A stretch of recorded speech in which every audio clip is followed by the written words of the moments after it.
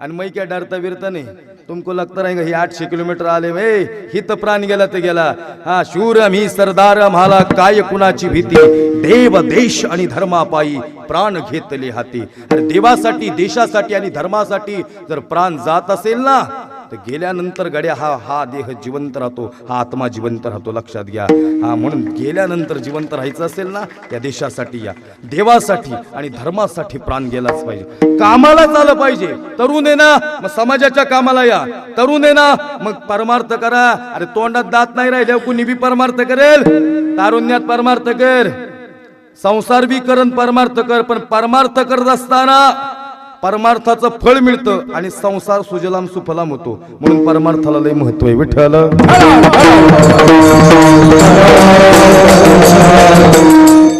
आता वेळ कसा निघून चाललाय मला माहिती नाही, पण वेळ फास्ट आहे। काळ आला जवळी, काळ कुणासाठी